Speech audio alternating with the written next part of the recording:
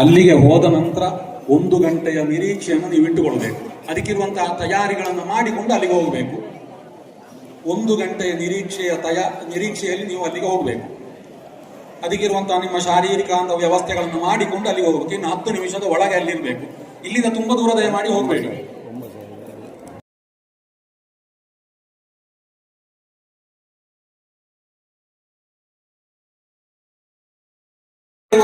ಪ್ರಸಾದದ ಅರಿವನ್ನು, ಒಂದು ಹಣ್ಣು, ಮತ್ತೊಂದೆರಡು ರಕ್ಷಾದಾರಗಳು, ಆನಂತರ ಒಂದಷ್ಟು ಪ್ರಸಾದಗಳಿರುವಂತಹ ಒಂದು ಹರಿವಾಣ ಉಂಟು. ಅದನ್ನು ಇಟ್ಕೊಂಡು ನೀವು ಹೋಗಬೇಕು.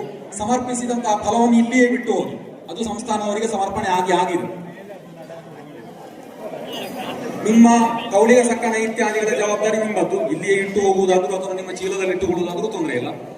ಸಮವಸ್ತ್ರವನ್ನು ಮಾತ್ರ ವ್ಯತ್ಯಾಸ ಮಾಡಬೇಡಿ. ಇದೇ ಸಮವಸ್ತ್ರದಲ್ಲಿ ಅಲ್ಲಿಗೆ ಹೋಗಿ.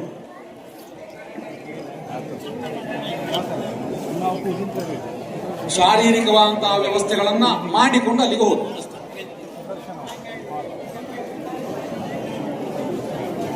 ಈ ಪ್ರಸಾದಕ್ಕೆ ಸಂಸ್ಥಾನದವರು ಮಂತ್ರಾಕ್ಷತೆ ಪ್ರಸಾದವನ್ನು ಪುನಃ ಅನುಗ್ರಹಿಸುವುದಕ್ಕಿದ್ದಾರೆ. ಪ್ರಸಾದವನ್ನು ಜಾಗ್ರತೆಯಾಗಿ ಇಟ್ಟುಕೊಳ್ಳಿ.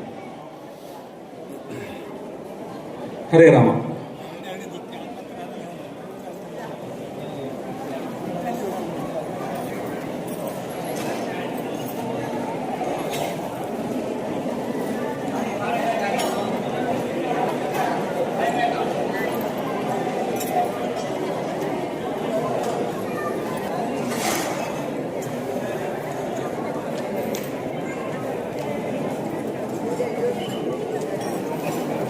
ಸುದರ್ಶನ ಸಮಯವಿದೆ.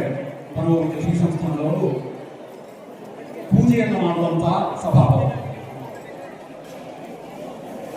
ಮಠದ ಒಳಗೆ ಹೋದ ಕೂಡಲೇ ಎಡಬದಿಗೆ ಕೆಳಗಿಳಿಬೇಕು.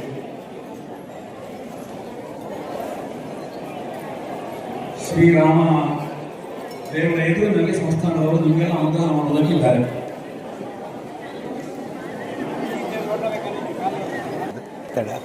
ನೀನಂತ ಕಡೆ ಇದು ಒಂದು ಲೆಕ್ಕ ಮಾಡಬೇಕತ್ತೆ.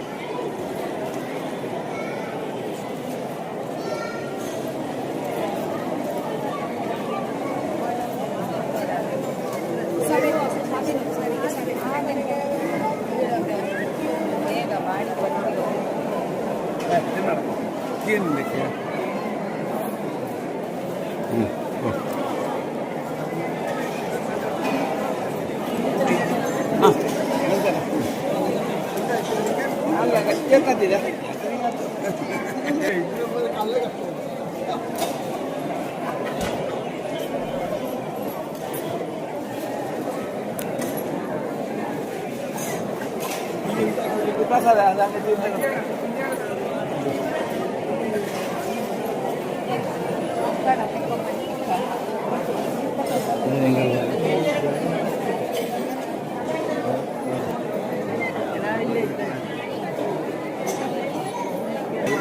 ಎಲ್ಲ